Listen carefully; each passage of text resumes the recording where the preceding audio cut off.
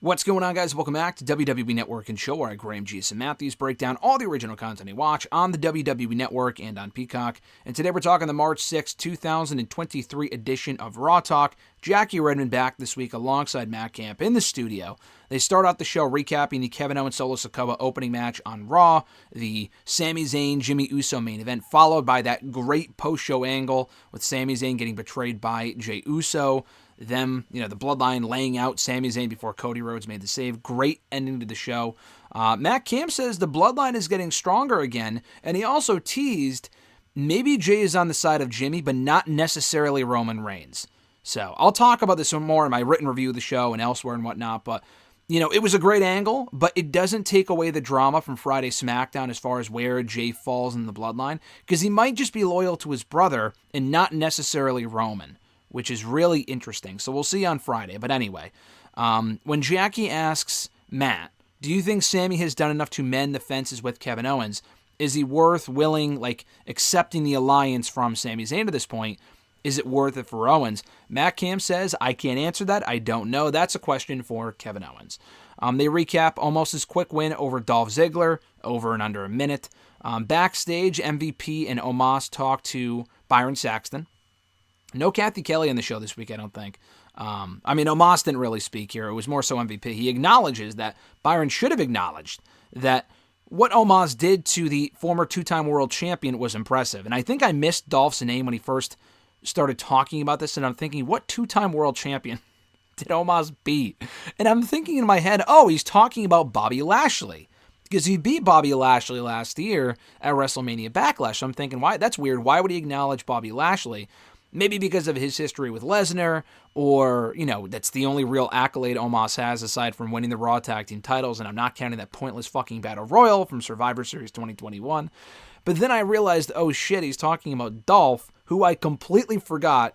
I knew he faced Omos on Raw, but I completely forgot Dolph was a former two-time world champion. That's how long it's been. It's been 10 years, and Dolph has been far from treated like a former two-time world champion since then, so that got a good laugh out of me. But anyway, he calls the Brock match at WrestleMania for Omos the biggest of Omos's career, and it's quite literally the biggest match for Brock Lesnar in his career, and that I don't think Brock has ever faced anyone bigger than Omos.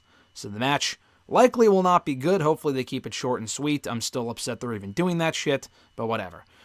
Matt Camp then runs down the WrestleMania resume for Omos, saying that 2 years ago at WrestleMania, he won the Raw Tag Team titles with AJ Styles. Last year, he suffered his first defeat at the hands of Bobby Lashley before beating Bobby at WrestleMania Backlash.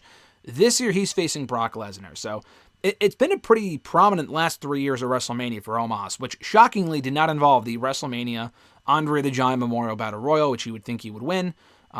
He has not even, I don't think, participated in that yet, which, doesn't matter to me, but it just makes sense because the guy's massive. But then he goes down and runs down the WrestleMania resume for Brock Lesnar, saying all the many names that he has faced at WrestleMania, including Kurt Angle, Goldberg, Roman Reigns, Seth Rollins, Drew McIntyre, Triple H. Those are all the people that Brock has faced in Mania in the last several years. Dean Ambrose, he wasn't going to mention him, John Moxley. And then there's Omos. I don't think Camp, I understand what he was trying to do here. I don't think he should have even said that, because when you put all those names against Omos, it doesn't make Omos look better. It just makes it look like Brock is pulling undercard duty at WrestleMania this year, because they had nothing better for him to do, and it was an idea from Vince that Triple H just pushed through to give Vince something to just shut up and not touch the rest of the card. So that's what it feels like to me. For him to even bring that up was comical. But anyway, they replay the Chad Gable win over Baron Corbin. We hear from Maximum Male Models from their backstage with Byron Saxton, Rene Dupree. What the fuck am I saying? Maxine Dupree. Not Max Dupree, not Rene Dupree. It was Maxine Dupree, Massey, and Mansois.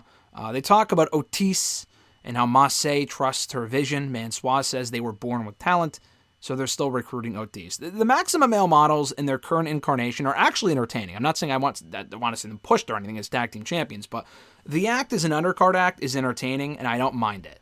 Because it was garbage a year ago because they were pushing them seemingly as an actual threat, which is comical. And it was a terrible role for LA Knight to be in. But with Maxine Dupree as their new leader, I honestly kind of like the act. I think it works. They replay the complete burial from John Cena of Austin Theory. I have a lot of thoughts on that. I won't really discuss them here. I'll talk more about it on hashtag AskGSM and on WrestleRant Radio this week.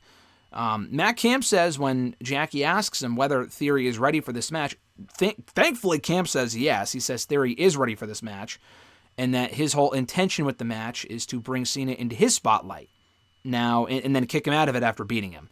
I applaud what Camp tried to do here. It far from made up for the fucking burial from Cena of Theory on Raw, which I was not happy with at all. I thought that was completely stupid. I'm in the minority on that, but I thought it was really dumb, and I'll explain why on Wednesday or Thursday. But anyway, so they preview Seth Rollins versus Logan Paul being made official for WrestleMania 39. They also replay Piper Niven's quick win over Nikki Cross, which was not a good match. Piper Niven says that she put Cross out of her misery with her quick win over her on Raw, and she questions where Candice LeRae was. And she says everyone's nice and they all try to act nice and whatnot until they're not. And Candice wasn't even there for Nikki the same way that Nikki was there for Candice.